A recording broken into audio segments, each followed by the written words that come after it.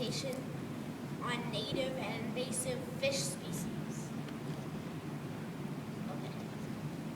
Many Montanans love fishing, but if we let invasive non-native species into our waters, our native fish may disappear.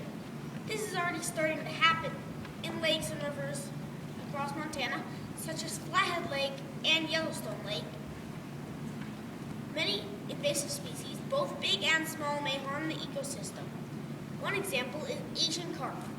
They rapidly grow too big to be eaten, and they eat smaller native fish. Another example is round goby. They may be small, but they can eat the eggs of native trout and other native fish.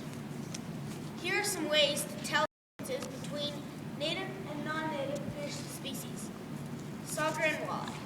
To tell the difference between sauger and walleye, sauger are generally darker than walleye and have more spots. Next, cutthroat trout and rainbow trout. Cutthroat trout have a red slash on their neck, and rainbow trout have kind of rainbows on their sides. Next, bull trout and lake trout. In order to tell the difference between bull trout and lake trout, remember this simple saying: no black, put it back. These are some fish species that most people don't think affect the environment, but they do. Whitefish.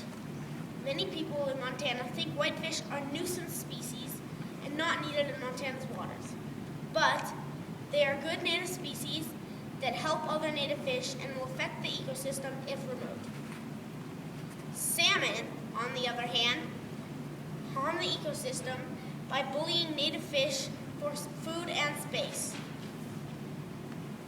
Native fish species such as minnows, carp, and suckers clean up the dead fish on the bottom of the river.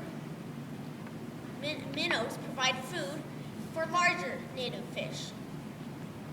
Now when you are out fishing, I hope that when you catch a native fish, you will all release it, and when you catch an invasive fish, non-native fish, you will keep it.